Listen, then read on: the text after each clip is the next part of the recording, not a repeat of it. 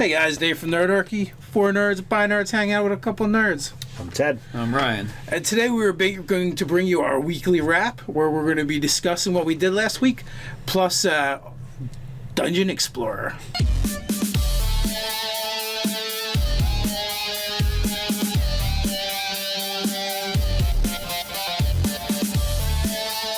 So, in the old days, we used to sit there and read off everything that we did, and it was kind of slow and not a whole lot of energy to it. So now, instead, I have all these cards to show you. Wait, look. I'm just razzing you guys. There's stuff on the other side. So if there's something that you want to see again, there's something that you missed, all the links are conveniently down below. You can jump right to whatever it is that you missed, what you want to see again, or whatever. And then we just interrupt this video with like Dave doing a family slideshow. Like it's just slides, and like here we are on the beach. Yeah, absolutely. Here's Caleb petting an alligator. Whoa, there's Caleb being dragged into ocean. By crikey! Guys, come on. Wait, actually, with the headlines, that's too soon. Too soon. Yeah, Too soon. Yeah, too soon. Sorry, and it's guys. your niece too. And that's why it was like top of mind is because that thing happened. Because you want to see your niece dragged off by an alligator? The thing with the 2-year-old. Oh, I know. Disney I'm Resort. saying you want to see The your magic niece. did not happen there, and it was not like it was definitely not like Peter Pan. Like, Alright, so Yeah, let's move on to RPG stuff. So Nathan from Maker Games was nice enough to extend us a sample of his upcoming Kickstarter for these nifty Dungeon Explorer card deck, and they're just real nifty 3x3 grids, and one side is basically just a plane, and then the other side has cool stuff on it, whether it's You've got jail coffins, cells. you've got jails, you've got just cool patterns of the light coming through. No, that's like the one you're talking about is like the inside of a prison cell. That's Okay. the reflection of the bars. yeah. Ah, okay. Yeah, it's there's, cool. There's a cool, like a lab table in there. So there's a lot of fun stuff. And we got this little card here that says stuff on it. Just stuff. Here, Just Ted. one word. You read that, Ted. Your eyes are better than mine. Adventurers, thanks for trying out the Dungeon Explorer card deck. In this demo deck, you'll find 23 tile cards that you can use to create hundreds of unique dungeon combinations. The artwork and layouts are in the late prototyping phase, so your thoughts and feedback can still make this a better product. Tell me what you think, send me pictures, and have fun. So I think it's kind of cool that it has the one side that's plain. Here, let me see some of the non-plain sides. I was just gonna put them out there. So Coffins. the reason why I think that the way it's laid out is kind of cool is because you could lay out your dungeon design with the plain tiles and then flip the other ones as you go, like if you did like a master grid or whatever. Right.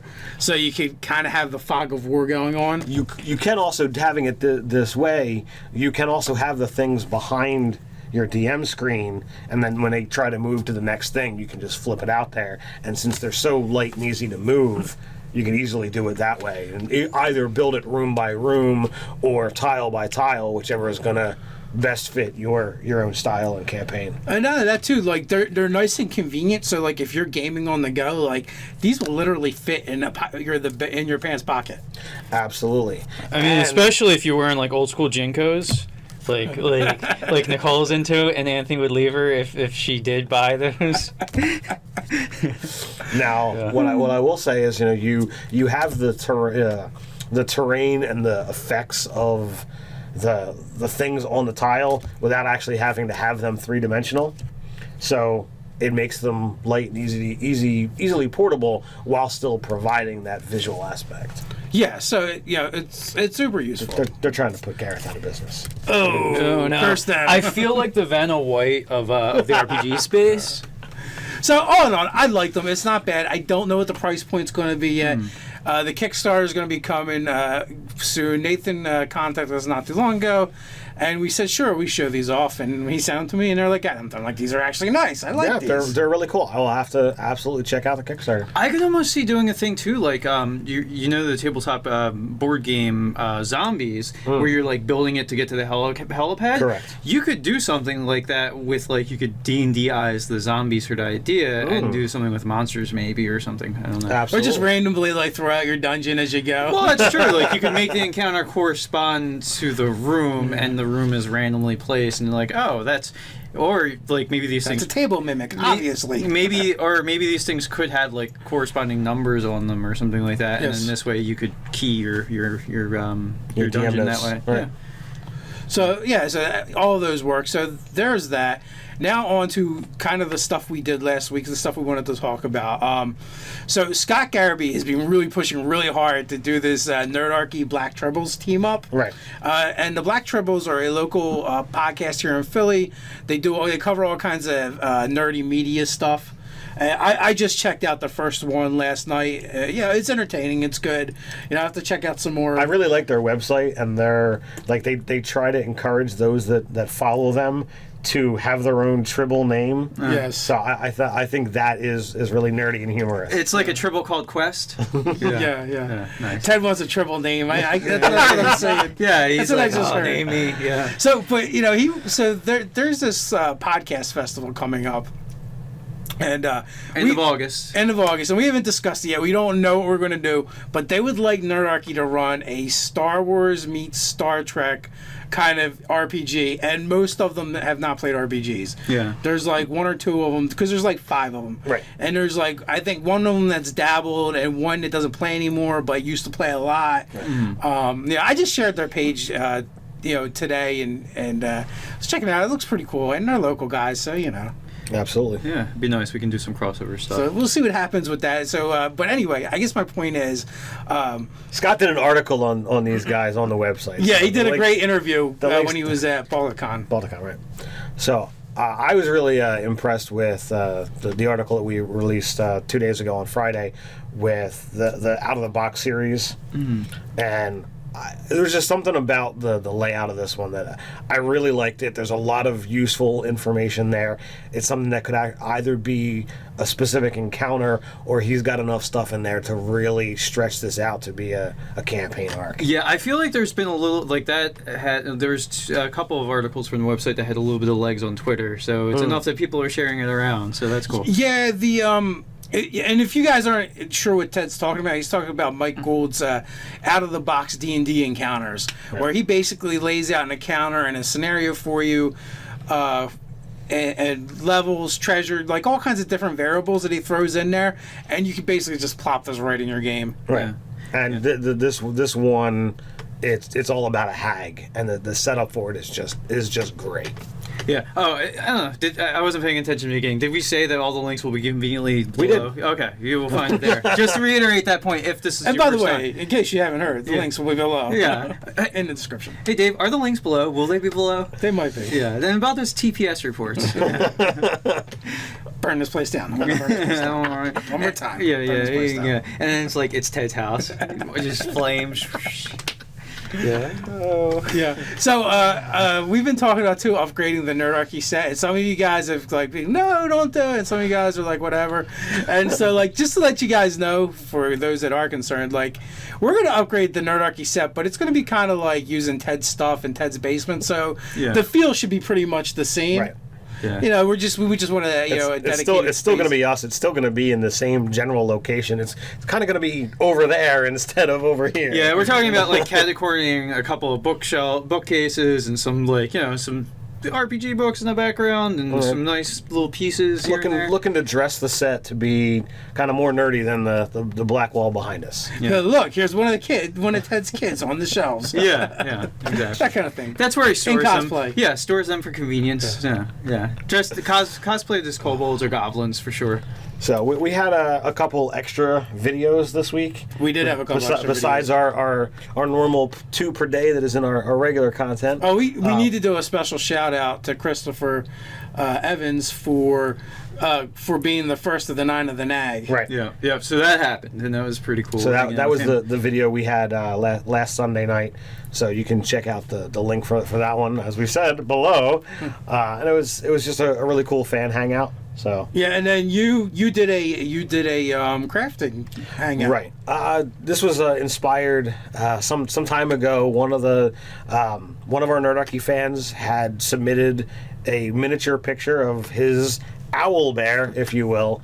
Well, actually, what had happened was I had seen it because he had shared it in the DM Scotty group, Okay. right? I was like, yo, can I reshare? This is really cool. And I've grabbed other ones from there as well because it's just a cool place. Like, I have no intention of doing any crafting because it would go horribly wrong. Come on, I've pitched this before that we do a shitty crafting show with Dave. Like, it's just how bad it could be. Like, it would be a comedy show, but it's not even like it's intentionally that way. Well, let me tell you guys, I was in vocational school when I was in high school for electronics, and we had these little smiley faces that we had to do the soldering for, and it would light up and stuff, and mine never lit up. Yeah. It was just like a blob of solder. It was ugly. Are you and burn marks. Are you the kind of person that you're trying to do something and without heat or fire involved, your stuff bursts into flames? Is this the level we're talking Sometimes, about? like, I don't see. Dave's a wizard. Here's the Apparently, thing. is what this is. I'm in construction, but I'm in heavy construction, and we really don't use any tools that weigh less than like 10 pounds. So yeah, and I won't know what to do. So, Alan, his picture got shared on the Facebook page, and I thought it looked really cool. So I wound up getting into a conversation one night with Alan back and forth on Facebook. He shared some of his stuff, I shared some of my stuff, and I thought it'd be a really cool idea if we could just chat about it online. I was like, well, if we're going to talk about it, we might as well get that content out to you guys. And then they brought in a pro. So we, real crafter, Dave suggested, The Green Beret. why don't you get DMG Info, since he's got a massive channel about all of this kind of stuff, if you're talking miniatures and terrain and whatever have you. We would have loved to get DM Scotty on there too, but we might be beneath his notice. Maybe. So we want to find out whether the content that we put out there is something that you guys would be interested in seeing on the Nerdarchy channel. If we're able to set this up once a month, go to that specifics video, watch it, let us know in the comments, so that we know whether that's something that you want to see. And who knows, maybe we can try to grab some of these other YouTube channels that are going to be more skilled than I am. I'm a dabbler at best. I want to get more into it, so the more opportunity I have to do these kind of talks, the more I'm going to learn, the more I'm going to do, and the more I can share with you guys. So Yeah, I was actually working that night and watching it. I guess I watched it after you guys had already aired it, and I was like, "Ah, that's so cool!" Like the stuff that actually I was really impressed with the stuff that Alan did with like the plastic like army guys and cowboys and Indian sets. And he's like, "Yeah, I paid $8 for this, and I made like all this stuff." yeah, I was trying to find his specific thing so I could share it. Either on Facebook or on that video, but unfortunately I didn't find the exact set that he had. So yeah, it came with 2 wagons, which you obviously didn't have to do anything, but he turned the cannon into a chariot, and then like he turned the natives and the horses into centaur, which was kind of cool.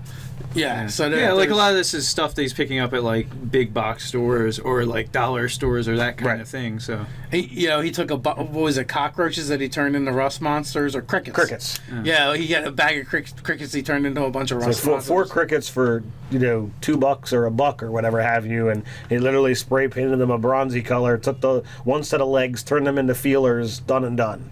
Yeah, so I found that pretty cool. it's magic. Indeed. Sorcery. So is there anything else that you guys saw, were a part of, or anything you want to... Well, you know what? It's all in the description below. You guys can find it. Go to what you want to go to. Check it out. Oh, it is in the description below. It is. Yeah, okay. All right. Cool. Good. Good deal. I got that. With that, until next time, Stay nerdy.